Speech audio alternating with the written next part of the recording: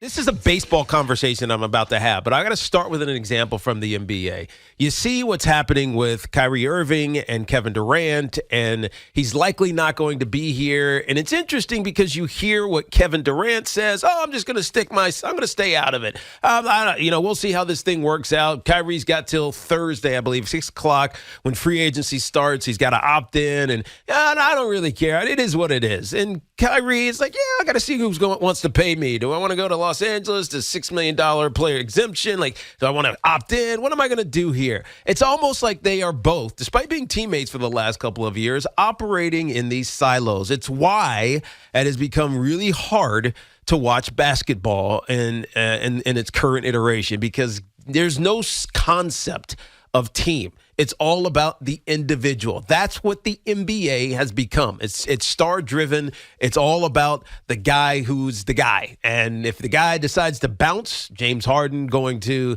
obviously the Nets and then now to Philadelphia, or Kevin Durant deciding to leave Oklahoma City and he's going to go to Golden State and he's going to come to the Nets. It's like, it doesn't really matter. Like, nobody gets upset. They've just kind of accepted the fact that they are going to be these individual silos that bounce around to their own drummer, right? To their own personal whims. That's what matters in the NBA. And I guess what makes it harder for fans to accept that is because they kind of all don't care. It's like, all right, KD, you want to leave? All right, good luck for you. Good luck to you. All right, Kyrie, you want to leave? Yeah, all right, good luck. That's not the same in baseball. In baseball, it really truly feels it's about the team. Yeah, you can have some great individuals. You can have the Aaron Judges of the world. You can have the Mike Trouts of the world. But without all of the pieces, the right pitching staff, the right bullpen, the right position players, you're just not going to win. And being an individual in baseball isn't as, compelling as it is in basketball. Which brings me to the point of Aaron Judge and where my mind is with Aaron Judge, because I've been espousing since the very beginning. Overpay this dude. You just heard it in the promo leading into the show. You got to overpay Aaron Judge. It's the only way you're going to keep him here, because he wants to be respected. He wants to make $36 million AAV per year. That's on the level of Mike Trout and really no one else. Forget the Francisco Lindor contract. That's a completely different situation until we tie in the circumstances, which actually might be an example of why Aaron Judge should be overpaid. But as a Yankees fan, I sit and I contemplate two things. One, Aaron Judge deserves to be the highest paid player in baseball, period. The way that he executed in those two victories over the Houston Astros this weekend, both in walk-offs, one in a single, one in a 3-run home run, that even the series over the week on Sunday was outstanding. It's exactly what you would pay him to do. But at the same time, while I want to focus on that little individual silo of Aaron Judge, how much should he be paid? What's his value? Who's going to come in and steal him? Because trust me, there are teams that are going to think about coming in and stealing him, including Stevie Cohen of the Mets, who nobody wants to talk about because Stevie Cohen said he wouldn't do that. But Stevie Cohen of the Mets, or the San Francisco Giants, or even the Texas Rangers, any of these teams could sweep in and steal Aaron Judge. So in one part of my mind, I'm telling myself, man, Aaron Judge, he's about to get paid, and he deserves to get paid. Look at this outstanding, unbelievable season that he is having, and he's doing it in clutch fashion. I understand why the Yankees didn't, they undercut him and they gave him a fair offer. That's the nonsense we heard at the beginning of the season. He got a fair offer for $230 million, 17 of which is arbitration. So his AAV was significantly under 34 or $5 million, which he aptly deserves. And so he gave him a fair offer, but it wasn't nearly what he deserved.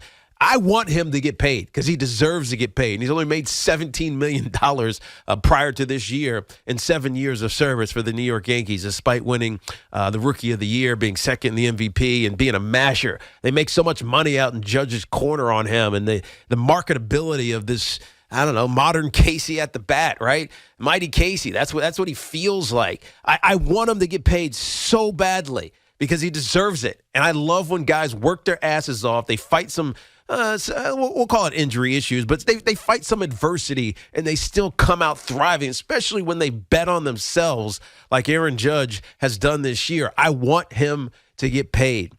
But at the same time, I can't help but think about the team side of this. Unlike in the NBA, which I illuminated to start the show, there is no team. Like, they don't care. Right? Sometimes some of these teams they play the concept and they don't have the superstars and they find ways to get to the NBA Finals and maybe even win, Milwaukee Bucks, etc. But it's really about the individual in the NBA. In Major League Baseball, and with this Yankees team in particular, I'm stuck between two polar things that feel non-congruent. One, I want Aaron Judge to get paid because he deserves it. And free agency is going to be really interesting when we figure out his value. At least we'll try to figure out his value at some point today and what he should be getting paid. That's one side of it. The other side is that this Yankees team at 53-20 with 10 walk-offs, including 2 over the weekend, both at the hands of Aaron Judge, even though there's been others that have helped that have done this as well. Donaldson and Torres and Rizzo had one as well. Like this Yankees team has the makings of like the ideal World Series contender. They have really good pitching. I won't say it's elite. You know, what I saw from Nestor Cortez over the weekend, he got rocked by Altuve and then gave up 2 more runs, but that kind of was it. Then they stabilized a little bit. You know, Garrett Cole, we know who he is. Severino pitched strong as well. This team has all of the makings, and you throw it to the bullpen, as it always is going to happen. You know, at some point, especially when you get into September and in October and these later games, you're gonna have to rely on your bullpen if your starters don't have their stuff. Well, this Yankees team has one of, if not the best bullpen in Major League Baseball. And the real difference, and one of the big reasons why they were able to manufacture a split out of the 4 games with the Astros over the weekend, is because the Astros bullpen gave up 9 runs. Sweeney Murdy had this, and it's a great point. The Astros bullpen gave up 9 runs. The Yankees bullpen gave up 2. That's how you win games against the better opponents. Now, there are issues, right? 16 1/3 hitless innings for the Yankees. They are 0-52, I believe it was, over that stretch before Stanton was able to smash a home run and get their juices back flowing again. But good pitching has given the Yankees trouble.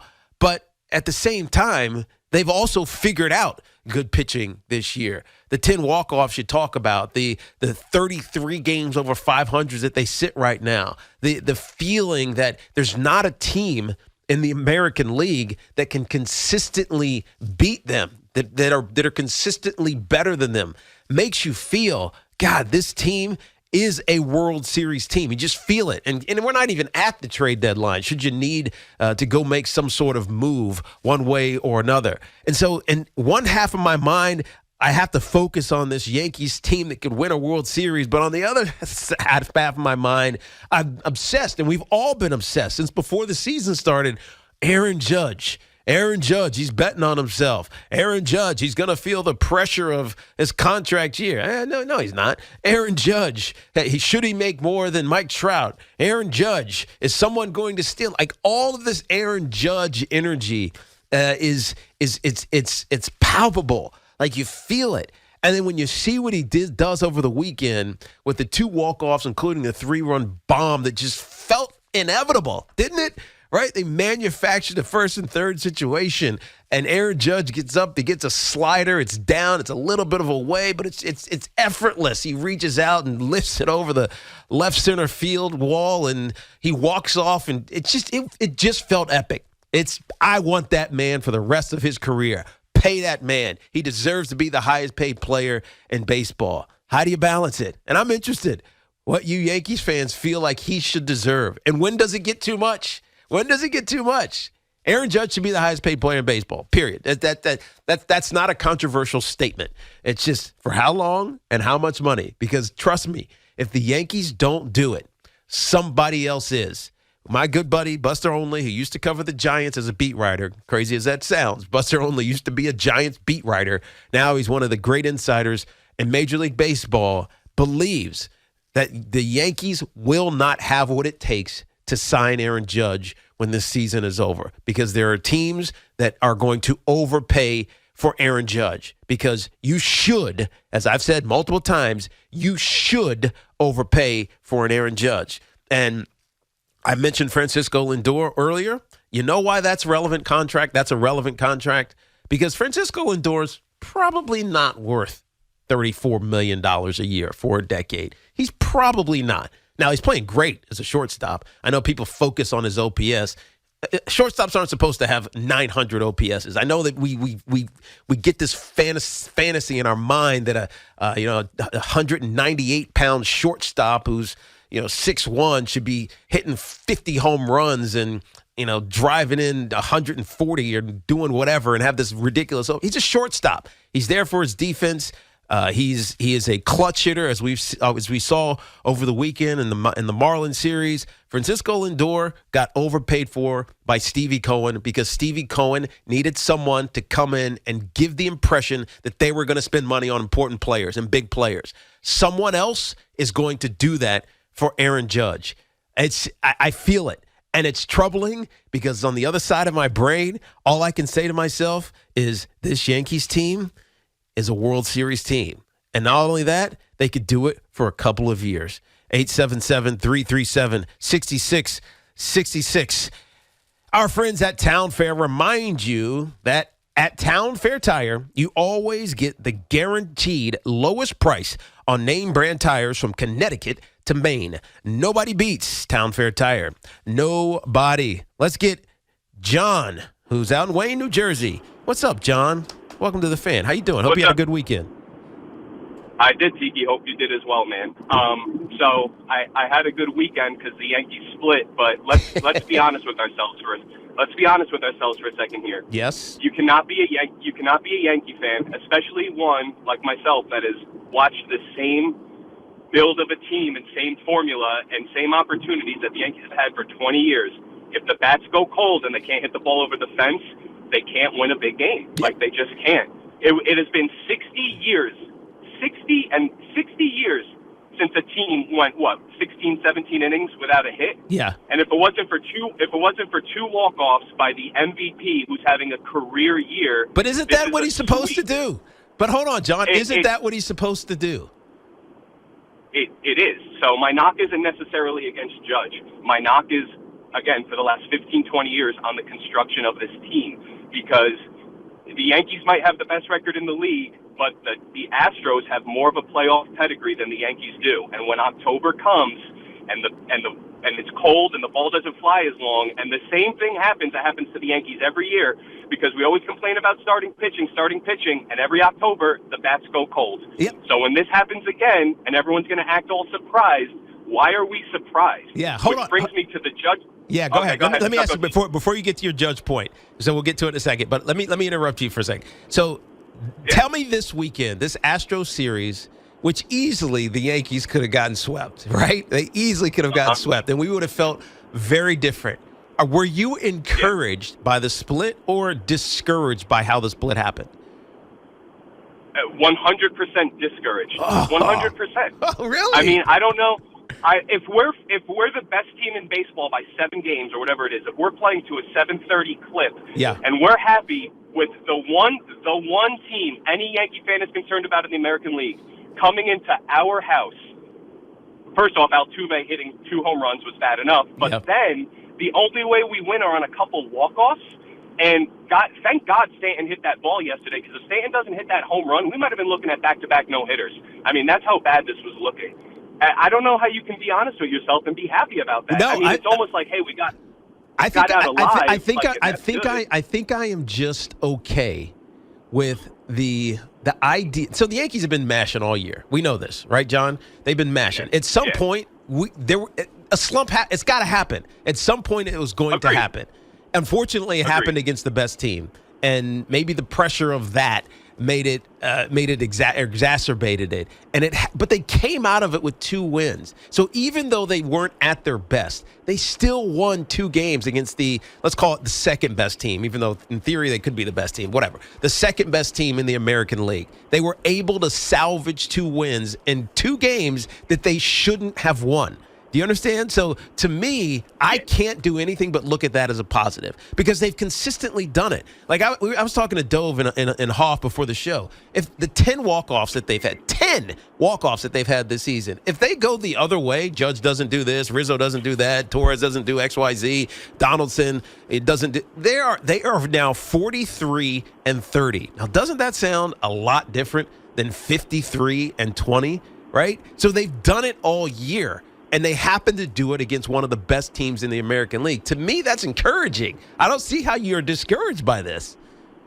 I mean, I agree, but and I don't want to take up too much time. I'll get to Judge right after this. When we're playing 53-20, why are we using the word salvage at home again against the only competition we have? We shouldn't be salvaging. We shouldn't be salvaging a split at home. And I think the bigger concern is that these guys have had our numbers for 5 years now. Yeah, that's true. Whether it's mental or actually performance. I think it's honestly, John. I think it's mental. I think you nailed it. Even though you said it as a passing statement, I think it's that they got a mind, you know what, from the Astros, and they can't get over it. Well, they really can't. Go ahead, the Judge. And if we're the Twins and they're the Yankees, then there's all you need to know about that. So my point about Judge is we do need to overpay him. We need to offer him whatever he wants. But at the end of the day, Tiki, I think the offer preseason was fair. I think the Yankees, based on his history and everything, he's playing out of his mind. He's playing like a contract year player. You make him the offer. And if he doesn't take it and goes out west, then maybe we have an opportunity to spend that money on some of these guys that can, hit a single, lay down a bunt. And we've done a little bit better with that, but a little less reliability on the long ball. I appreciate all the time you gave me. Great call, John. Appreciate you, man.